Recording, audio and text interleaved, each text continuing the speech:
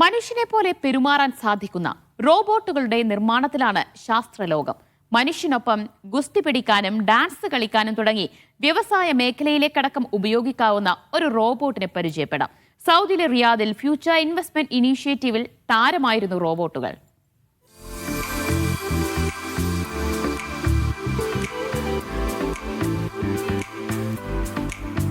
റിയാദിലെ future investment ഇനീഷ്യേറ്റീവിന്റെ പ്രധാന പ്രത്യേകതകളിൽ ഒന്ന് IT ഇന്നൊവേഷൻ മേഖലയിൽ അതിന് നൽകുന്ന പ്രാധാന്യമാണ്.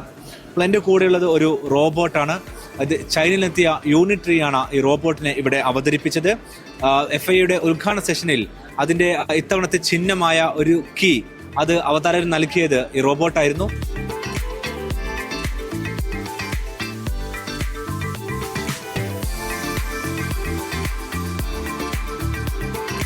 ഈ റോബോട്ടിന്റെ ഏറ്റവും വലിയ പ്രത്യേകത എന്ന് പറയുന്നത് അത് വൈവിധ്യമാർന്ന മേഖലയിലേക്ക് ആൾക്ക് അവരുടെ ഉപയോഗത്തിനനുസരിച്ച് ഓട്ടോമേറ്റ് ചെയ്യാൻ കഴിയും എന്നുള്ളതാണ്. അപ്പോൾ ഇതിന്റെ കാഴ്ചകൾ ആദ്യം കാണാം, അതിന്റെ വിശേഷങ്ങളിലേക്ക് തൊട്ട് പിന്നാലെ വരാം.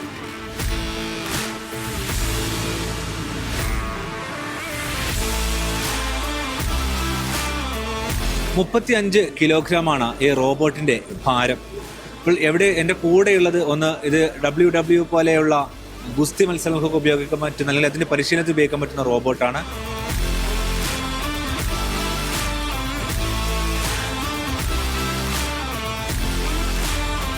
സമാനമായ രീതിയിൽ തന്നെ ഡാൻസ് ചെയ്യുന്ന റോബോട്ടുകളുണ്ട്. അതായത് ഡാൻസ് കൂടെ ഒരുമിച്ച് നിന്ന് പഠിക്കുവാനും മറ്റ് ഉപയോഗപ്പെടുത്തുവാനുള്ള തരത്തിലുണ്ട്.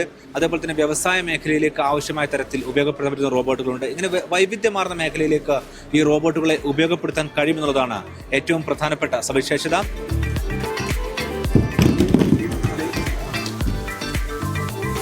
I'm Lin from Unit Robotics. This is a G1, the boxing version, and the height about 1.3 meters, weight about 35 kg. Actually, this one is used for boxing because it's boxing programming it. But it's also in dancing. We also have different versions. Some version with decorous hand, so you can program it. You do a lot of jobs. You have a VRA model, water model. You can do house cleaning, work in the office, like working in the factory, or work for the government, work like a police on the street. You can do a lot of things. Actually, generate a general solution for all the industry.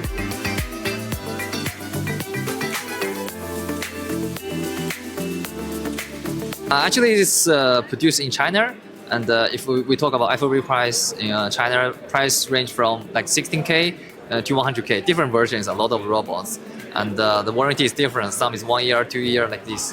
And the battery, different robot. Actually, the battery life is different.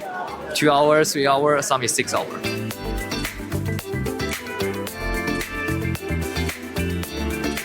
യൂണിട്രിയുടെ കമ്പനിയുടെ ആളുകൾ പറയുന്ന പ്രധാനപ്പെട്ട കാര്യം അവർക്ക് robot മേഖലയിൽ ഏറ്റവും കൂടുതൽ ആളുകൾ ഉപയോഗപ്പെടുത്തുന്നത് ചൈനയിലാണ്. അതായത് റോബോട്ടുകളെ ഏറ്റവും കൂടുതൽ ഉപയോഗിക്കുന്നത് ചൈനയിലാണ്, രണ്ടാമത് US-ലാണ്, പിന്നീട് യൂറോപ്യൻ രാജ്യങ്ങളിലാണ്. അത് കഴിഞ്ഞാണ് മറ്റു രാജ്യങ്ങൾ ഈ റോബോട്ടുകൾ ഉപയോഗപ്പെടുത്തുന്ന ശേഷിയിൽ മുന്നോട്ട് വരുന്നത്. ഏതായിരുന്നാലും FIAയിൽ ഇത്തവണയും സമാനമായ രീതിയിൽ തന്നെ വൈവിധ്യമാർന്ന IT മേഖലയിലെ കാഴ്ചകളുണ്ട്. റിയാദിൽ നിന്നും അഫ്താബ് റഹ്മാൻ, മീഡിയ 1.